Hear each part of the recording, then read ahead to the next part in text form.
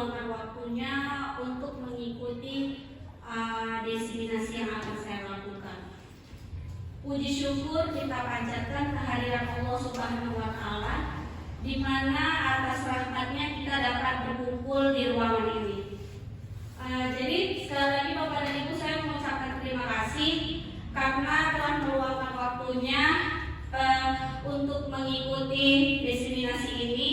Ini terkait tugas saya sebagai calon guru penggerak angkatan 11, di mana tugas ini saya disuruh atau ditugaskan untuk saling sharing, berbagi praktik baik pada Bapak dan Ibu tentang penerapan diseminasi budaya positif.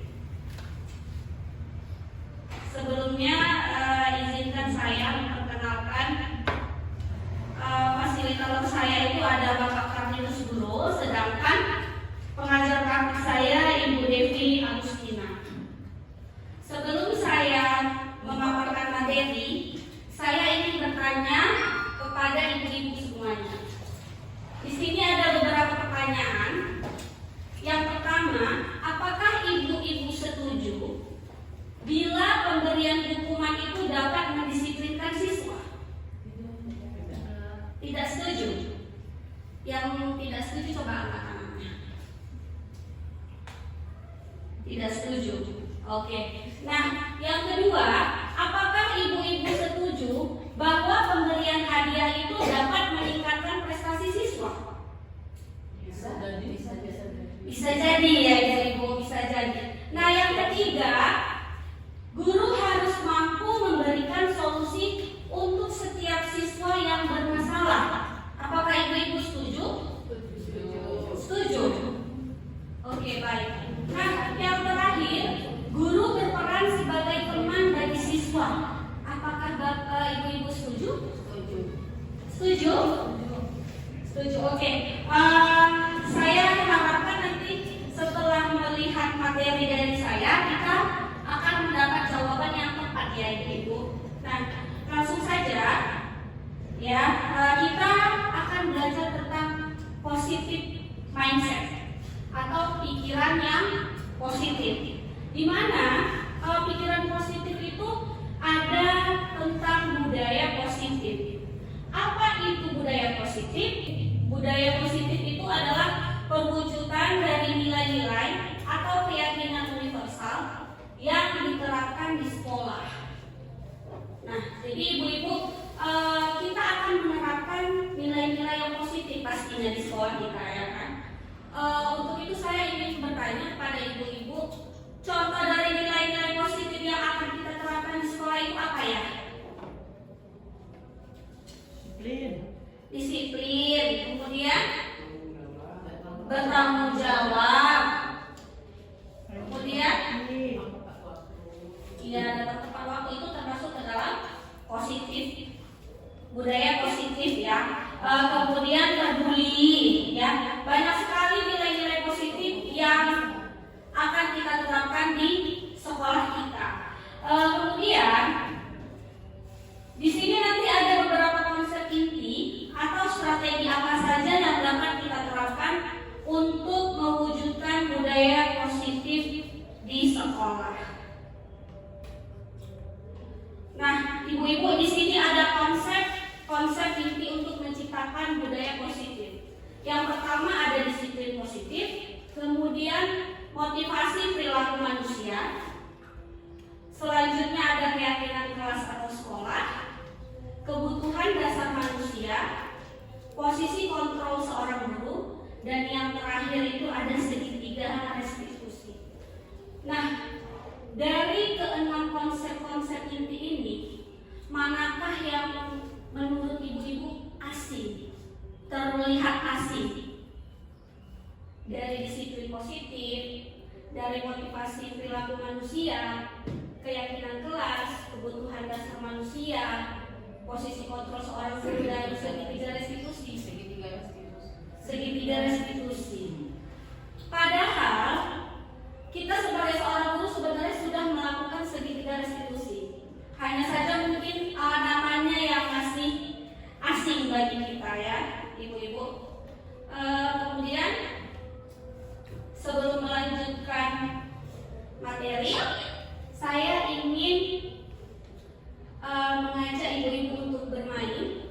Ini adalah permainan cobalah buka, di mana Anda dan teman Anda akan melakukan kegiatan cobalah buka. Anda adalah yang A dan teman Anda itu yang B. Ya, jadi tugas kita itu menggenggam. Coba ibu bayangkan ibu lagi menggenggam. Coba ukur tangannya dibuat menggenggam. Ya, boleh tangan kanan, boleh tangan kiri. Nah, coba ibu anggap kita menggenggam sesuatu barang yang atau benda yang berharga bagi kehidupan kita. Ya, kemudian teman kita yang di sebelah, misalnya Bu Desi sama Bu Nurul. Nah, jadi Bu Nurul tadi sudah menggenggam benda yang ibu anggap itu berharga bagi kehidupan ibu. Sedangkan Miss Desi mencoba merayu Bu Nurul, ya, membujuk, merayu, kemudian mengancam agar Bu Nurul mau membukakan genggaman tangannya. Kira-kira Bu Nurul mau nggak kalau dipaksa Bu Desi untuk membuka genggaman benda yang sangat berharga di tangan ibu? Tidak. Kenapa, Bu? Saya akan mempertahankan hak saya. Jadi,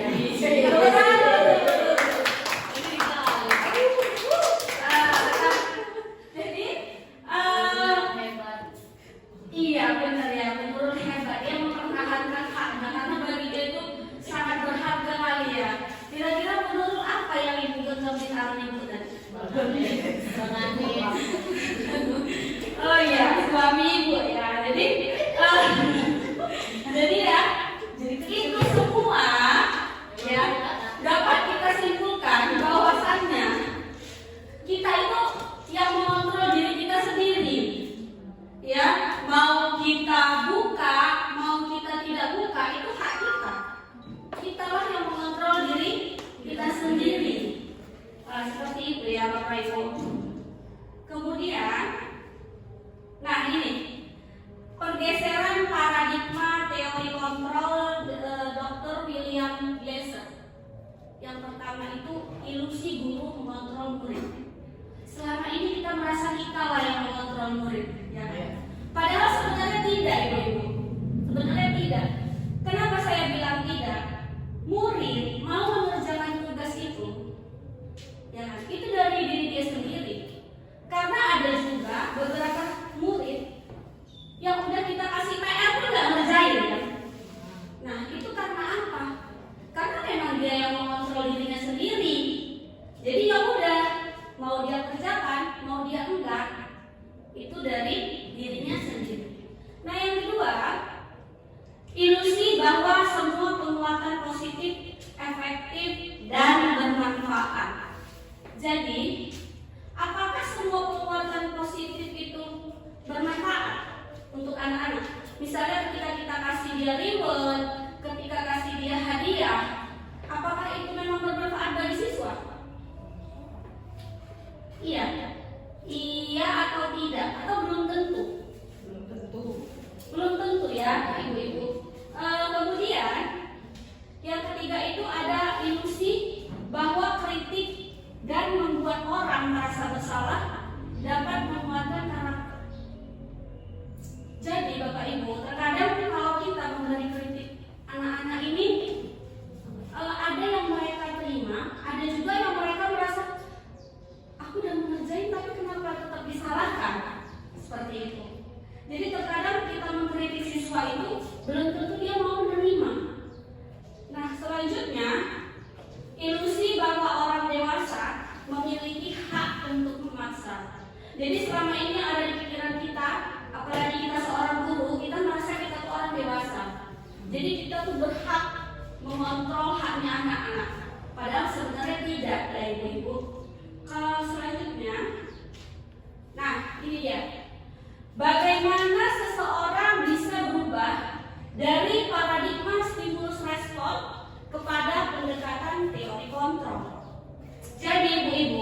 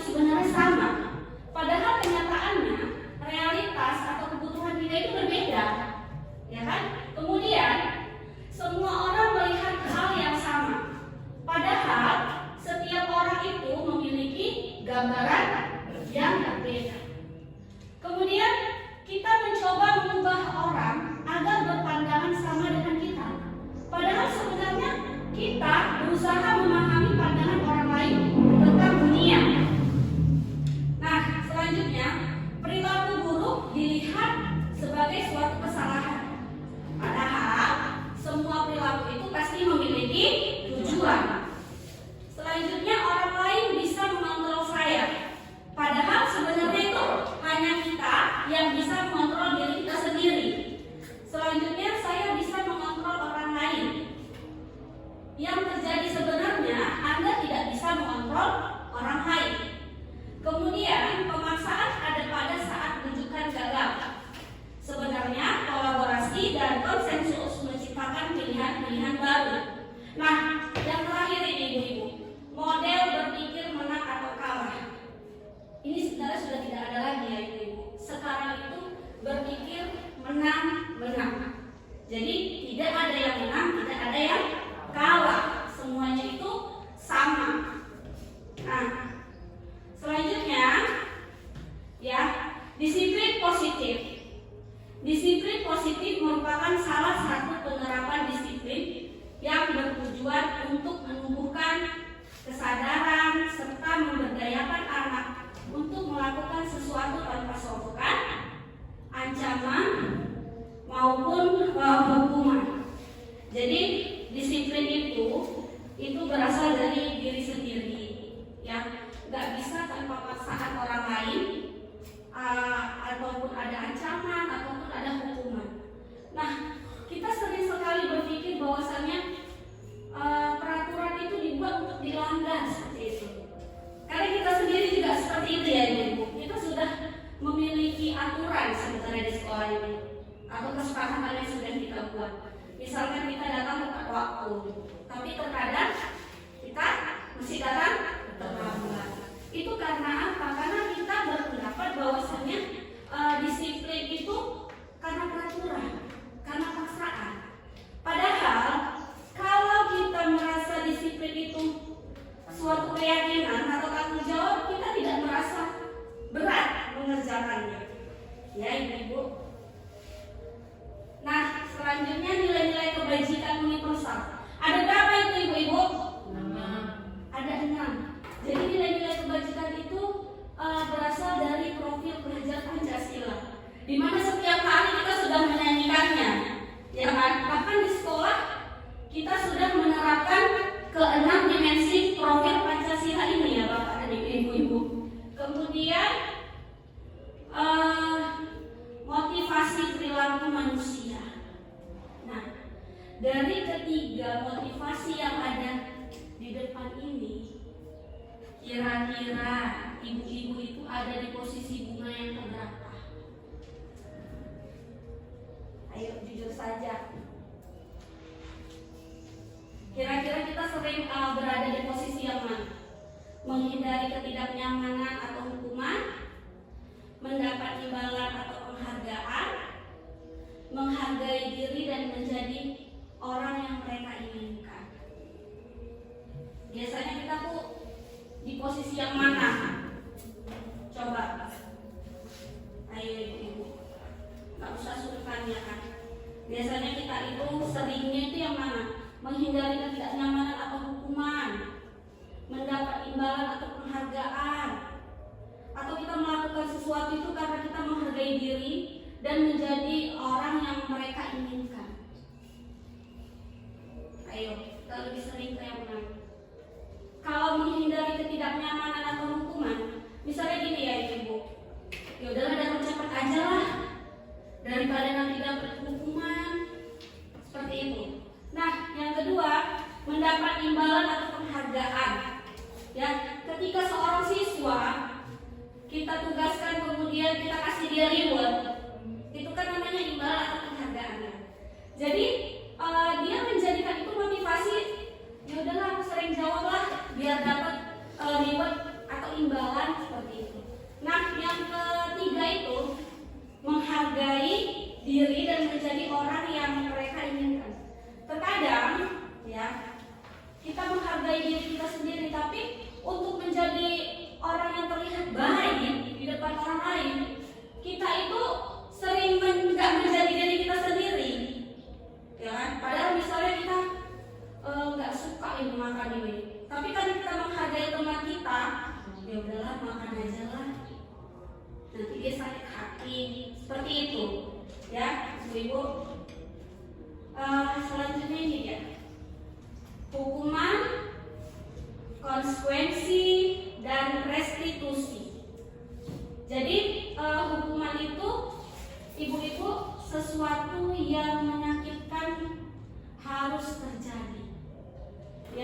Sedangkan konsekuensi itu sesuatu yang harus terjadi, dan restitusi adalah pilihan. Ya, jadi sebenarnya ini banyak, tapi nanti kita baca saja.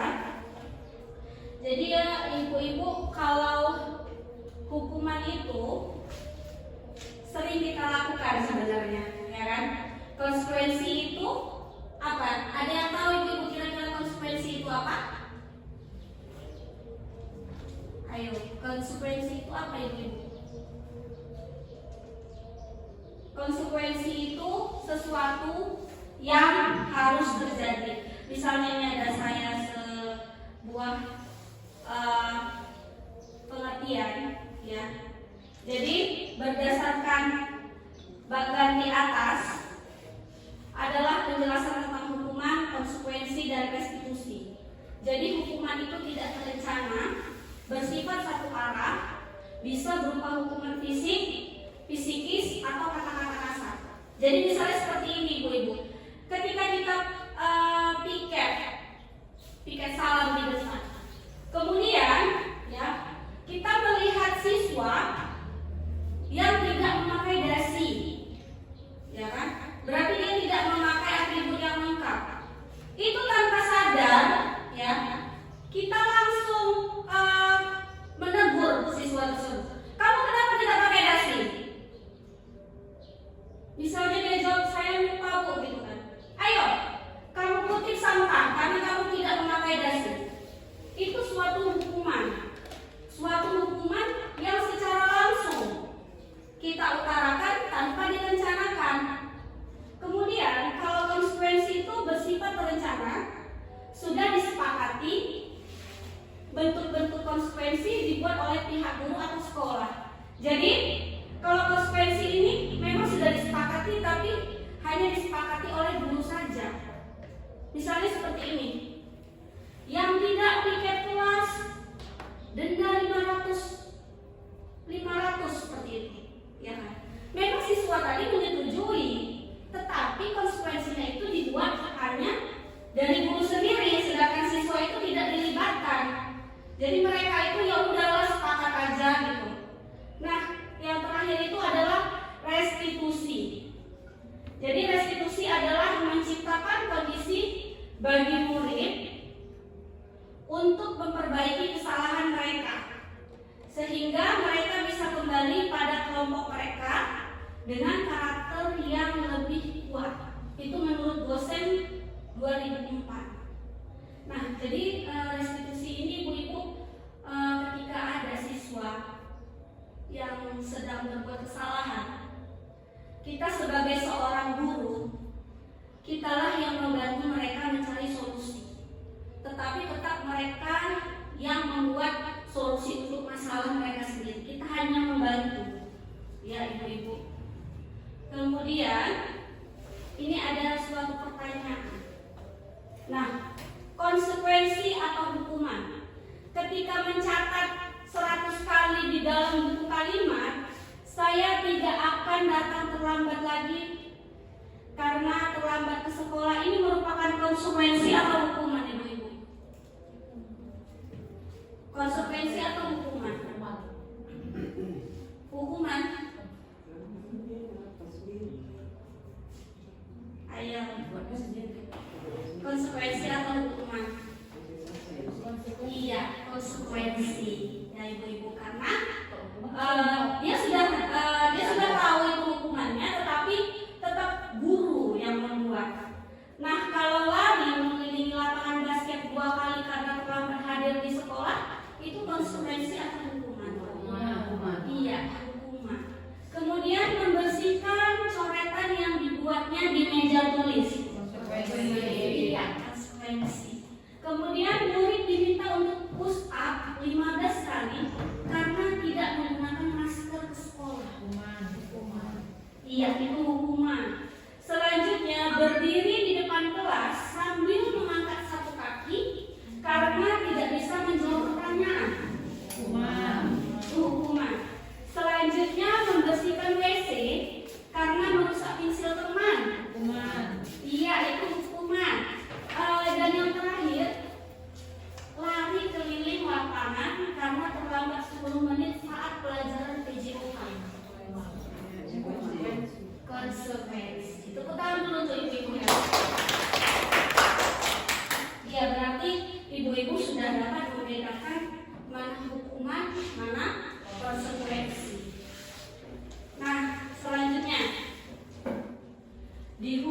oleh penghargaan. Yang pertama itu pengaruh jangka pendek dan jangka panjang. Jadi yang dimaksud dengan pengaruh jangka pendek dan jangka panjang ini ibu-ibu, kita kan memang perlu ya memberikan reward atau hadiah kepada siswa untuk memotivasi menurut kita, gitu kan. Tapi itu bisa kita gunakan dalam waktu jangka panjang? Nggak bisa ya ibu. Kalau jangka pendek mungkin bisa, tapi kalau jangka panjang belum tentu, ya kan? Nah, nanti itu akan menjadi motivasi yang buruk bagi dia. Oh, bisa jawab karena dapat ini, karena dapat hadiah. Kalau nggak bisa, ya udahlah gitu kan. Nah, penghargaan tidak efektif itu masih sama. Kemudian penghargaan itu bisa merusak hubungan dia dengan temannya. Misalnya, enak kali dia dapat hadiah terus, sedangkan aku nggak dapat gitu kan. Padahal kenapa temannya dapat? Ya karena temannya bisa menjawab. Tapi itulah yang bisa merusak hubungan antar teman. Yang ketiga, penghargaan mengurangi ketepatan itu masih sama. Kemudian penghargaan mengurangi kualitas. Dan selanjutnya penghargaan mematikan kreativitas. Penghargaan itu menghukum. Jadi penghargaan menghukum itu misalnya kita tuh kayak menghukum diri kita sendiri karena kita nggak pernah dapat penghargaan. Sebenarnya kalau dipikir-pikir itu bisa saja dari kita sendiri yang tidak mau berusaha gitu kan. Tetapi terkadang penghargaan itu suka menghukum kita sendiri gitu. Nah, selanjutnya motivasi itu berasal dari dalam diri atau intrinsik. Nah, Bapak dan Ibu, saya ingin bertanya, pasti sebagian di kelas sudah membuat keyakinan kelas kan? Ibu-ibu buatnya keyakinan kelas atau peraturan kelas? Keyakinan kelas. Keyakinan kelas. Mengapa bukan peraturan kelas? Mengapa menurut? Kalau peraturan kelas itu kalau peraturan kelas itu hanya guru yang menyepakatinya sendiri dan siswanya mengikuti. Tapi kalau keyakinan itu semua siswa ikut terlibat di dalam keyakinan itu. Iya. Setuju tidak ibu-ibu semuanya? Setuju. Setuju? Coba kita lihat. Nah, ada pertanyaan ini. Mengapa kita memiliki peraturan tentang penggunaan helm pada saat mengendarai kendaraan roda 2 atau motor?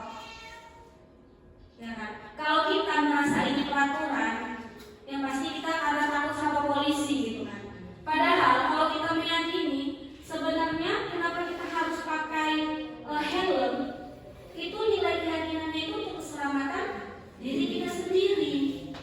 Ya, jadi kalau kita mengikuti peraturan itu, karena kita takut sama pihak yang berwajib. Padahal sebenarnya kalau kita yakini itu untuk melindungi kita sendiri.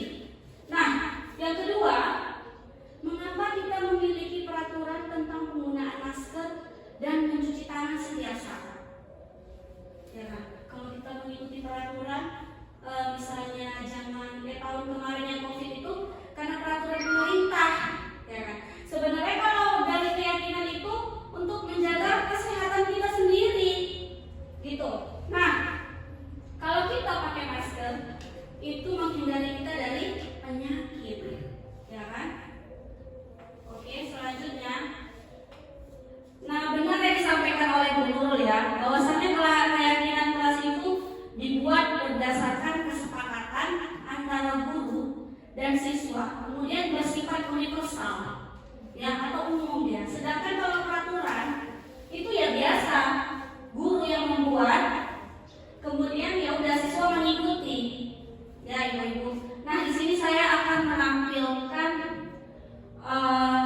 video tentang membuat keyakinan kelas yang sudah saya buat di kelas saya sendiri.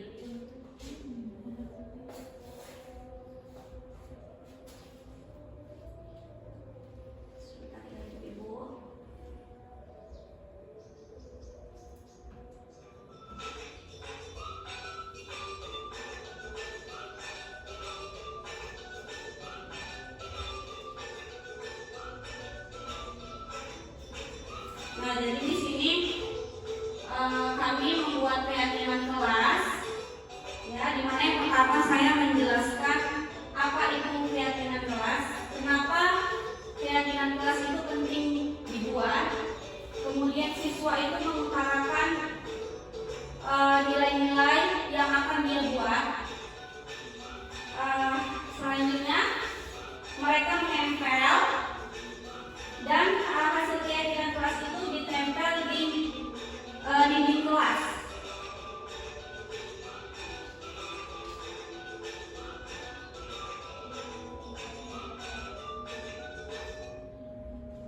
Assalamualaikum warahmatullahi wabarakatuh. Nama saya Kanza dari kelas 5A. Perasaan saya ketika membuat keyakinan kelas, saya sangat senang karena dengan membuat keyakinan kelas, kita menjadi siswa yang disiplin dan bertanggung jawab. Terima kasih. Oke, ibu-ibu. Nah, siapa di sini di kelasnya sudah membuat keyakinan kelas? Sudah membuat semua ibu-ibu? Sudah. Apakah ibu-ibu menggunakan prosedur pembentukan keyakinan kelas? Yang pertama, apakah ibu sudah mempersilahkan siswa untuk mencurahkan ide tentang peraturan yang akan disepakati? Sudah. Selanjutnya, apakah ibu mencatat semua masukan yang diberikan oleh siswa? Nah, kemudian apakah ibu-ibu sudah mengganti kalimat negatif menjadi positif? Misalnya, ya kan, jangan buang sampah sembarangan. Iya, itu masih kalimat negatif ya. Jadi kalimat positifnya buanglah sampah pada tempatnya. Kemudian jangan datang terlambat. Itu masih kalimat negatif. Tapi kalimat positifnya datanglah tepat waktu. Kemudian apakah ibu-ibu sudah meninjau kembali curahan pendapat yang terkumpul dan disusun menjadi keyakinan kelas? Misalnya seperti ini Bapak, ibu-ibu semuanya. Kan pasti banyak anak yang membuat data tepat waktu, ya kan? Kemudian tiket kelas. Jadi dari 22 siswa misalnya, itu pasti ada beberapa siswa yang menjawabnya sama. Jadi kita mengelompokkan mana bagian disiplin, mana yang bagian tiket. Ya, itu kita kelompokkan terlebih dahulu. Kemudian kita tinjau ulang keyakinan kelas yang sudah disusun, itu minimal 3-7 keyakinan. Biar nggak double-double, biar nggak sama, gitu. Jadi kita kelompokkan dulu dia, mana yang disiplin, mana yang tiket kelas, itu dikelompokkan dulu baru kita susun. Nah, kemudian setelah kita meninjau dan menyetujui, sudahkah anak-anak menandatangani atau memberikan cap jempol? Sudah. Nah, sudahkah keyakinan kelas ditempel di dinding kelas? Sudah. Berarti ibu-ibu guru SD 72 sudah hebat ya. Tepuk tangan dulu ibu-ibu. Oke, kita masuk ke 5 posisi kontrol guru. Ya, 5 posisi kontrol guru itu ada penghukum, ada pembuat merasa bersalah, kemudian ada posisinya sebagai teman, sebagai pemantau, dan sebagai manajer. Nah, saya akan menampilkan video ya tentang posisi guru sebagai penghukum.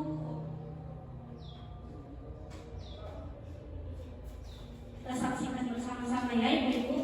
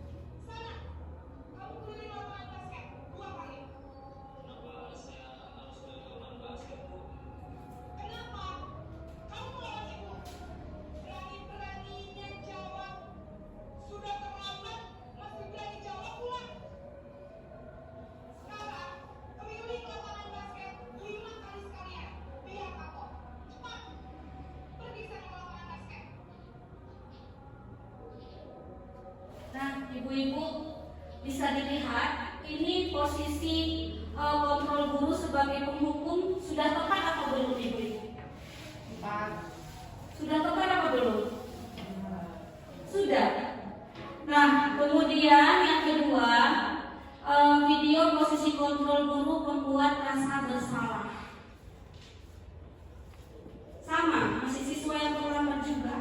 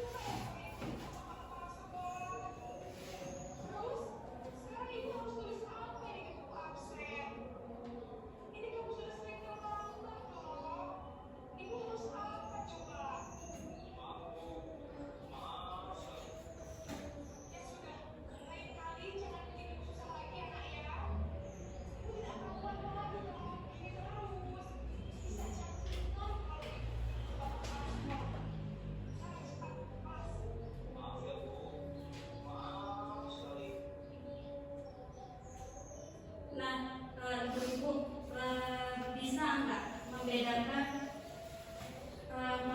posisi kontrol guru yang penghukum sama posisi pembuat rasa bersalah tadi? Ada bedanya nggak? Beda. Bedanya itu dari mana ibu? Yang pertama nih langsung marah ya, langsung memberikan hukuman.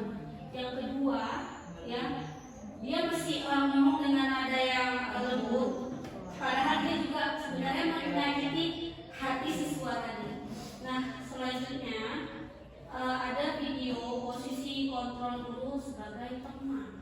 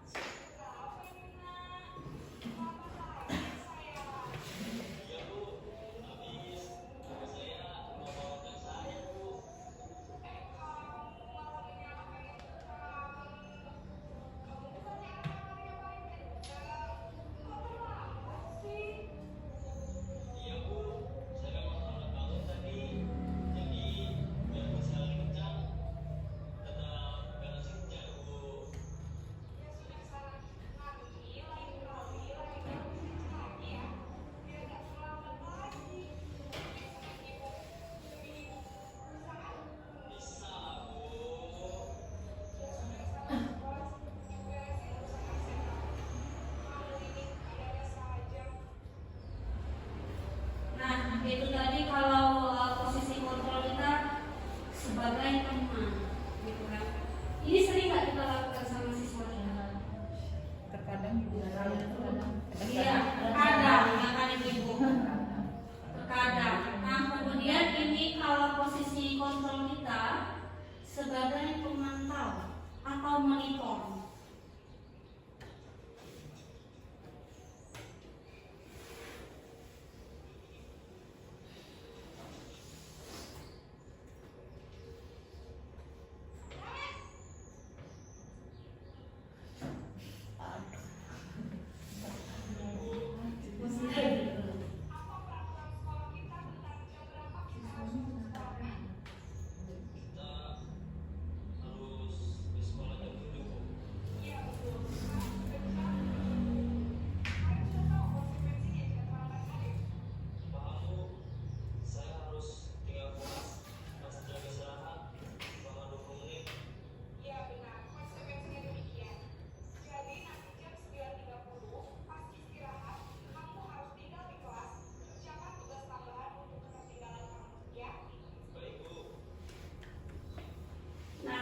kalau kita sebagai pemantau, meskipun udah berkata lembut, tetap ada konsekuensi yang kita berikan sama siswa kita tadi. Ya, yang terakhir ada posisi kontrol sebagai manajer.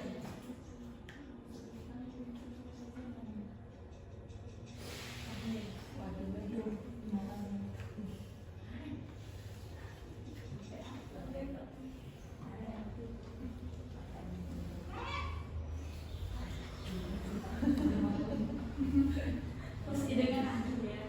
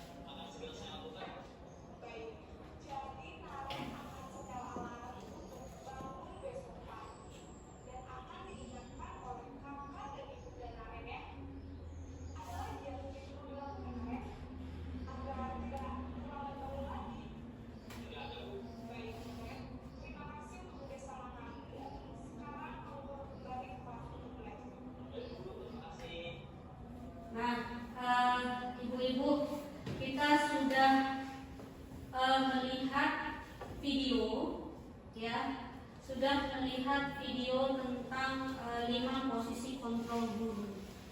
Menurut ibu-ibu, yang paling tepat kita menggunakan posisi kontrol yang mana? Manajer. Kenapa manajer, Bu? Merangkul semuanya. Karena dirangkul semuanya, ya kan? Oke, kita lihat slide selanjutnya.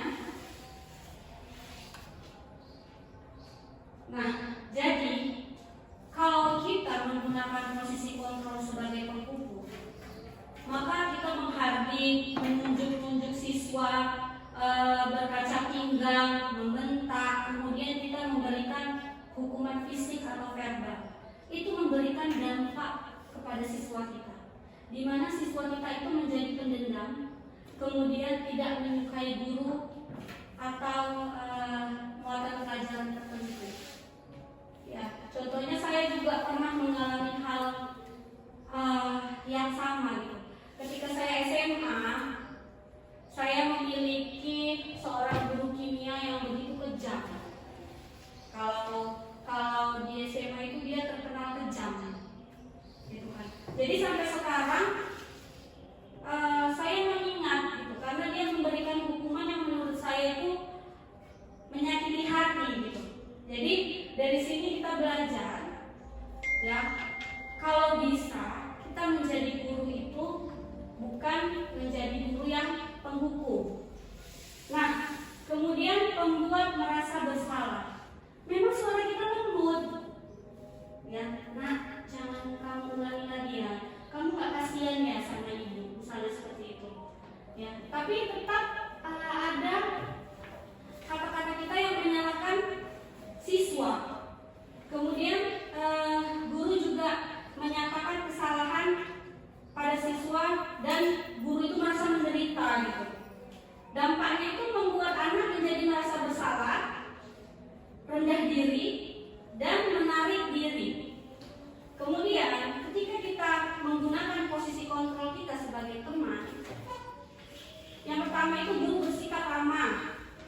kemudian kita sering bercanda gurau sama anak-anak, ya, untuk menghangatkan suasana. Tapi dampaknya juga ada. Yang pertama itu murid hanya bergantung pada satu orang, kemudian membuat siswa itu menjadi tidak mandiri. Terkadang kalau kita mengingkari siswa tadi pun, jadi dia tuh nggak ada batasan sama kita, ya nggak itu? Iya kan? Jadi boleh sih kita mendengarkan cerita, ya kan? Tetapi tetap ada batasan. Selanjutnya, posisi sebagai pemantau. Memang nada bicara dan ekspresinya itu datar, ya. Kemudian identitas berhasil, di mana maksudnya identitas berhasil ini kita sudah bisa membuat siswa itu jerah, tidak melakukan kesalahan lagi, tetapi kita tetap mesti memberikan sanksi, ya, atau hukuman. Jadi dampaknya itu apa? Yang pertama, siswa menghitung hadiah atau hukuman yang diberi tanpa melihat nilai kebajikan. Yang kedua, siswa tadi tidak sepenuhnya menjadi mandiri. Kalau kita mengambil posisi menjadi manajer, ya, suara kita netral, kemudian tercipta identitas positif atau berhasil, mengajukan pertanyaan bermakna, membantu siswa memecahkan masalah. Dampaknya murid menjadi mandiri dan percaya diri memecahkan masalah sendiri. Oke, Ibu-ibu. Nah, kemudian ada kebutuhan dasar manusia.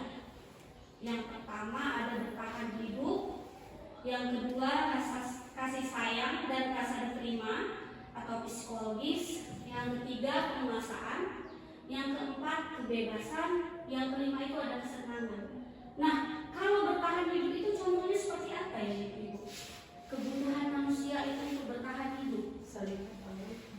Sayang, pangan, ya kan?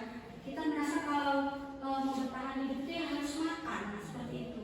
Nah, kemudian kasih sayang dan rasa diterima. Kasih sayang dan rasa diterima itu kita dapatkan dari siapa misalnya? Orang terdekat kita, ya.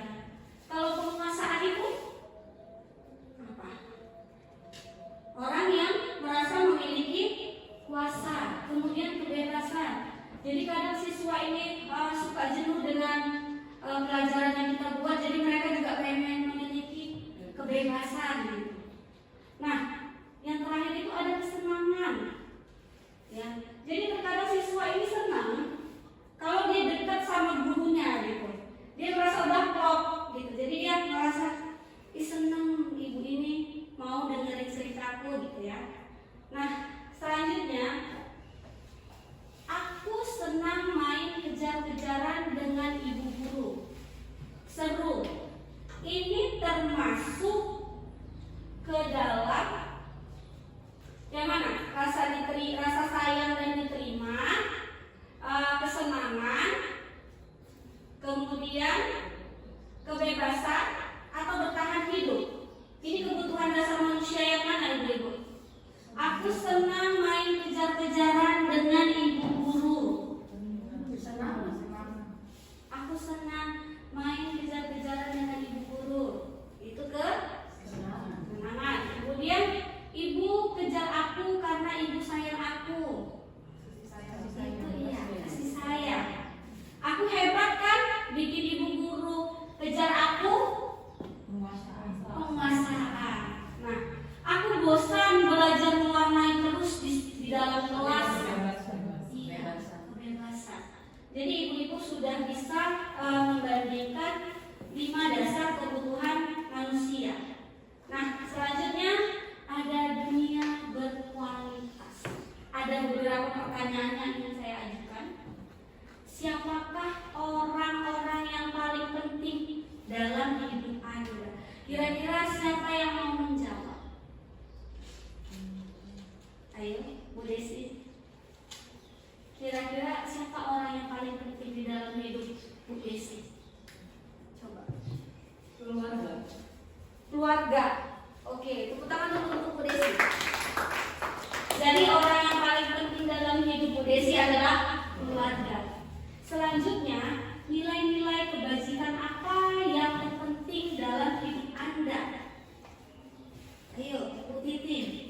Coba, nilai kebajikan apa yang terpenting dalam hidup Anda?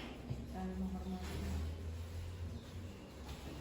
Nilai kewajiban yang paling penting itu adalah saling menghormati sesama manusia. Oke, tepuk tangan dulu untuk Bu Titin. Saling menghormati sesama manusia.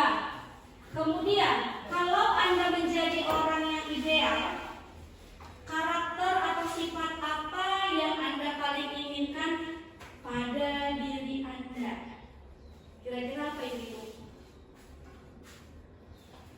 Kalau Anda menjadi orang yang ideal, karakter atau sifat apa yang Anda paling inginkan pada diri Anda? Peduli, saling peduli. Saling peduli. Oke. Kemudian apa yang Anda sangat banggakan? Apa kira-kira Bu Nurul? Apa yang Ibu banggakan? Kira-kira apa yang Ibu banggakan Bu Nurul? Kesehatan. Coba Bu Nurul jawab dulu.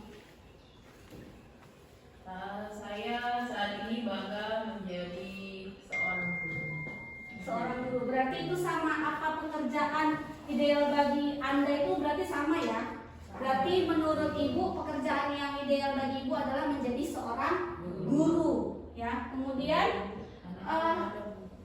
coba ceritakan bagian perjalanan hidup Anda di mana Anda merasa itulah titik puncak hidup Anda dan apa yang paling bermakna dalam hidup Anda.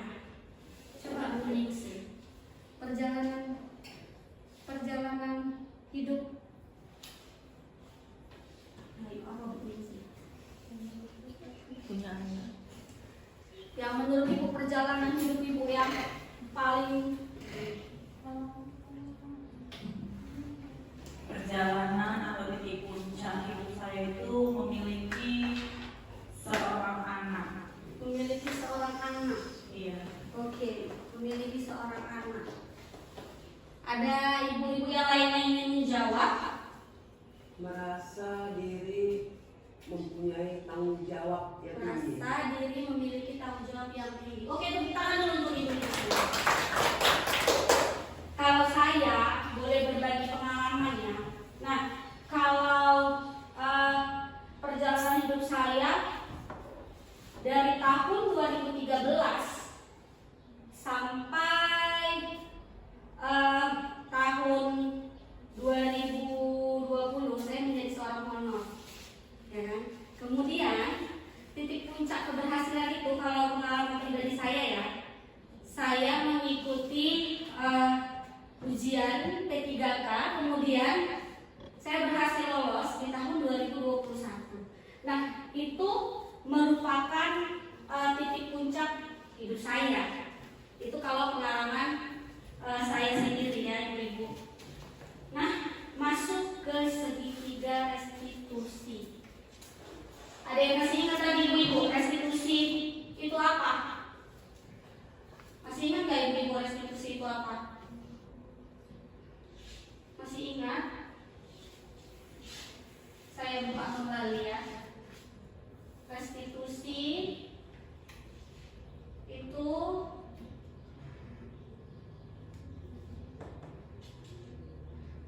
restitusi adalah proses menciptakan kondisi bagi murid untuk memperbaiki kesalahan mereka sehingga mereka bisa kembali pada kelompok mereka dengan karakter yang lebih kuat.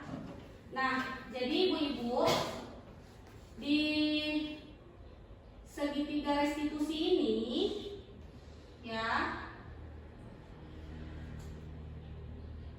itu cara kita membantu siswa untuk menemukan solusi dari masalahnya sendiri. Ya, jadi kita hanya membantu, tapi dia yang mencari solusinya. Itu ada 3 langkah yang harus kita lakukan. Yang pertama, kita menstabilkan identitas.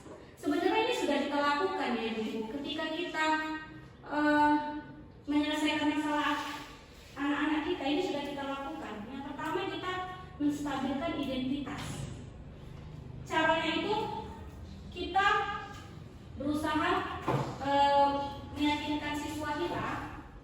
bahwasanya setiap orang itu pasti melakukan kesalahan. Kamu bukan satu-satunya yang pernah melakukan ini. Pasti kita bilang kayak gitu kan sama anak-anak kita. Kita ungkapkan itu. Nah, itu termasuk ke dalam segitiga restitusi di bagian menstabilkan identitas. Jadi kalau ada kata-kata ibu-ibu yang seperti ini, itu berarti ibu sedang menstabilkan identitas. Yang kedua, kita validasi tindakan yang salah dengan mengutarakan kamu tentu punya alasan mengapa melakukan itu. Itu pasti sering terjadi kita buat kan? Pasti sering terjadi kita katakan. Nah, kemudian adakah cara yang lebih efektif untuk mendapatkan apa yang kami butuhkan? Ya kan? Nah, yang terakhir, kita menanyakan keyakinan. Jadi kita bilang sama anak-anak, nilai-nilai apa yang telah kita sepakati? Kemudian, kamu ingin menjadi orang yang seperti apa? Nah, nanti dia mencari solusi untuk masalahnya sendiri. Di sini saya juga akan menunjukkan sebuah video ya tentang saya melakukan segitiga restitusi.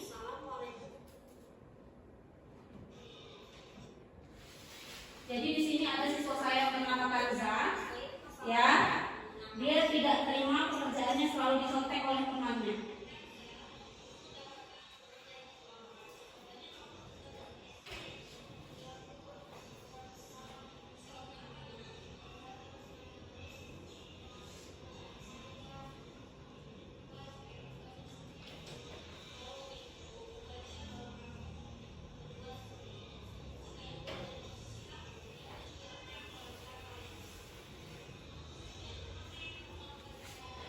Nah, setelah kita stabilkan identitasnya, baru kita validasi tindakannya yang salah.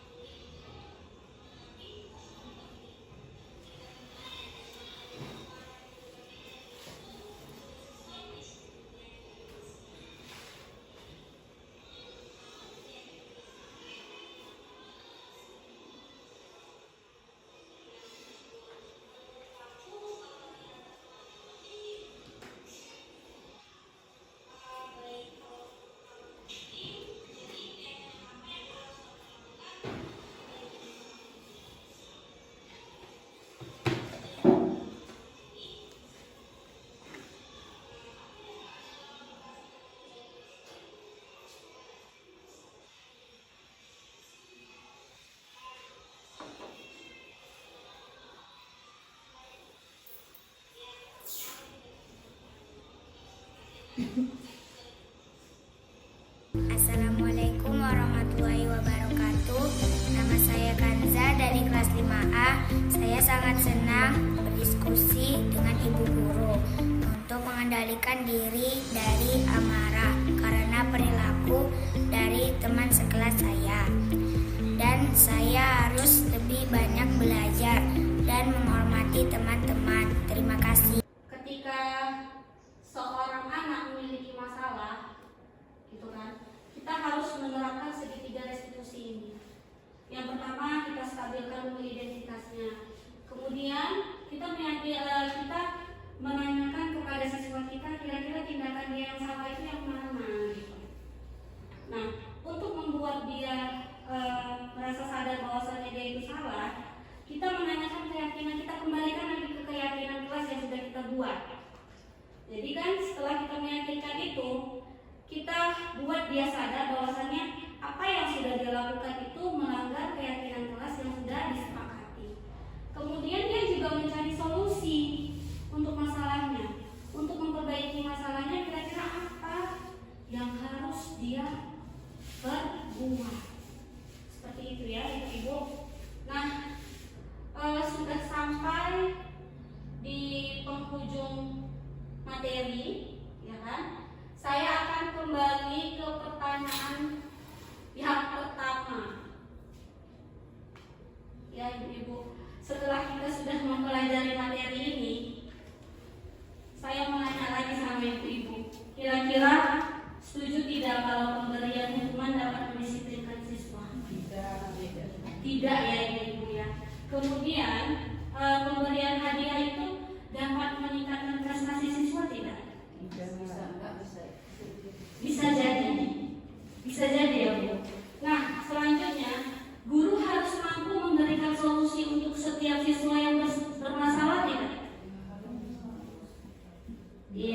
walaupun kita bukan kita yang memberikan solusi ya ibu-ibu, kita hanya membantu, tetapi yang memberikan solusinya itu untuk permasalahannya tetap siswa itu sendiri, ya. Kemudian guru berperan sebagai teman bagi siswa. Nah ini tadi yang di posisi kontrol tadi. Sudah tepat belum kalau kita membuat posisi kontrol kita sebagai teman bagi siswa? Belum. Jadi yang pantas itu yang mana Bu? Manajer. Sebagai manajer ya ibu. Nah, jadi sudah selesai materi yang saya berikan. Nah sekali lagi saya mengucapkan banyak terima kasih kepada ibu-ibu karena sudah mau meluangkan waktunya. Ya karena Tuhan dia udah bisa pulang, ya kan. Tapi karena mendengarkan saya membuat tugas aksi nyata ini, waktu Bapak Ibu jadi terkuras. Saya ucapkan terima kasih dan saya akhiri dengan wabillahi taufiq wal hidayah. Wassalamualaikum warahmatullahi wabarakatuh. Waalaikumsalam warahmatullahi wabarakatuh.